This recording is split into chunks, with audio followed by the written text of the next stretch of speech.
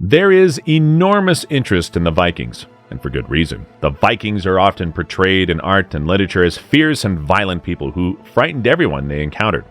Although it's unlikely to be a complete picture of the Vikings, it has certainly piqued a lot of curiosity about them. In addition, people who are deeply rooted in the regions where the Vikings lived, traveled, or plundered may wonder if they're descended from them. If you're curious about your possible Viking ancestry, then stay tuned, because if you can do this, you probably have Viking ancestry. During the Viking Age, between 793 and 1066, Scandinavians traveled throughout Europe for about 300 years. All over Europe, people now known as Vikings were known by different names, depending on the language they spoke. The word Viking has been used in English literature since the 1800s, but no one knows exactly where the word originated. They have been more than 900 years since the Viking Age, so it's understandable that we've forgotten who's a Viking descendant.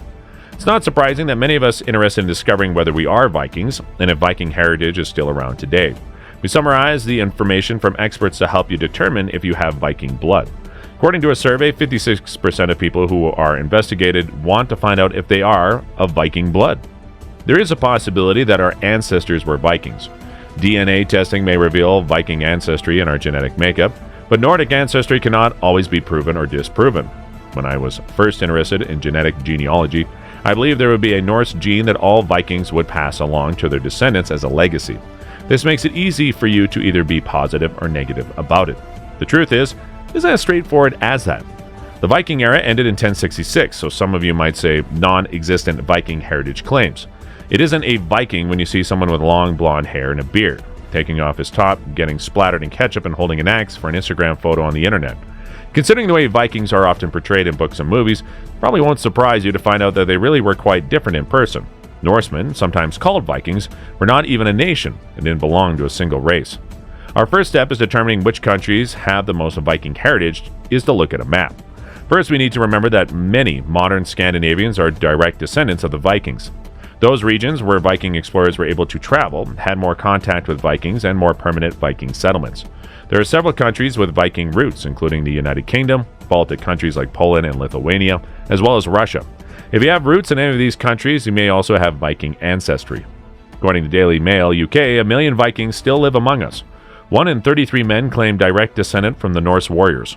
The Vikings were people who lived thousands of years ago, and their descendants make up 1 in 33 of the Britons alive today. Even though Norse warriors, British rule ended more than 900 years ago, there are still around 930,000 descendants of the warrior race today. Researchers at Britain's DNA compared the Y chromosome markers, DNA passed down from father to son, of more than 3,500 men to 6 DNA patterns associated with the Norse Vikings that are rarely found outside of Scandinavia. Yes, Vikings still exist today, right? But the answer is both yes and no. To the extent that there are no longer routine groups of people who set sail to explore, trade, pillage, and plunder. Even so, descendants of those people live in Scandinavia and Europe today.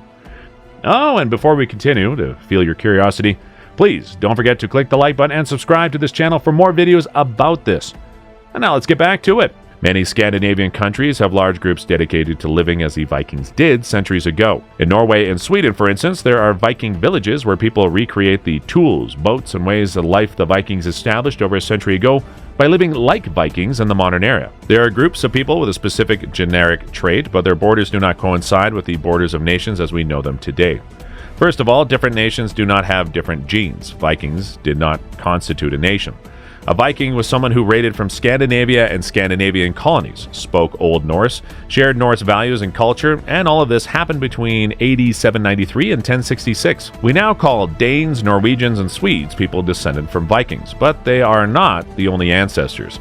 It's not because Vikings often took wives from different ethnic backgrounds than Iceland. Perhaps the most important Norse colony has a strong Celtic connection.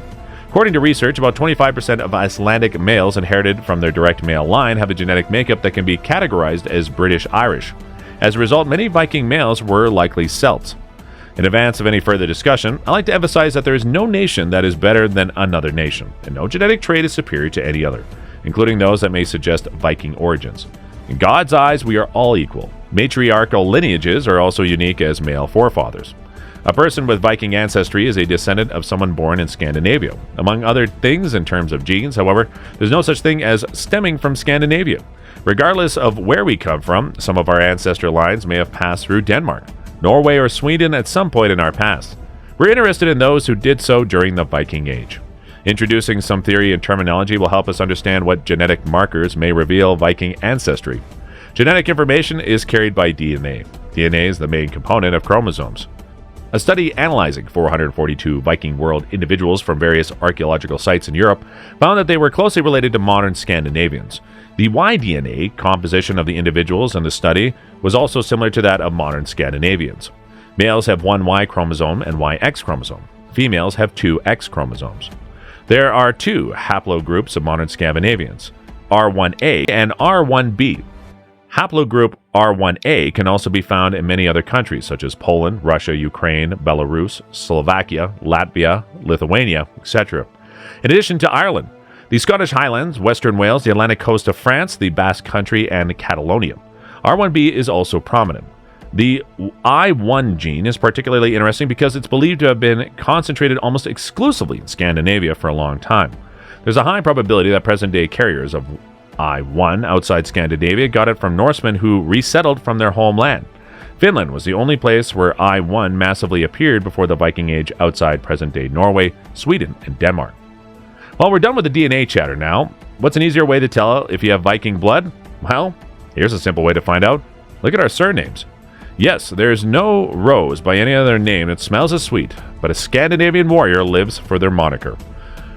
According to historical records, people in the Viking Age did not have surnames similar to those we have today.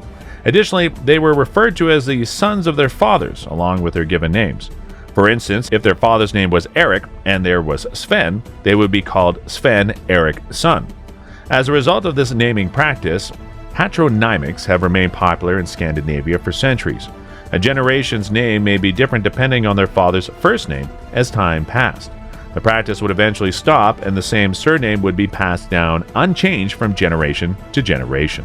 Surnames ending with sen or son, also likely to be of Viking descent. Great news for Emma Watson, Emma Thompson, and Robert Pattinson. Also names such as Rogers, Rogerson, and Randall may also suggest marauder roots. Viking wannabes should be aware of more than just surnames. As reported in 2019, the Viking-based clues to watch out for in your surname are names ending in sen or son. Rogers, Rogerson, Rendell, names which contain a nod to personal characteristics such as love, short, tall, wise, long, good. Scottish surnames such as MacLeod, McIver, McAvey, McAuley. Irish surnames such as Doyle, McDowell, MacAuliffe, and Scandinavian surnames such as Flett, Scarth, Linklater, Heddle, Halcrow. So, what do you think? Is there a hint to your Viking ancestry? Did we mention your surname somewhere in this video? Well, let us know in the comments below. Like always, take care, and we'll see you in the next video.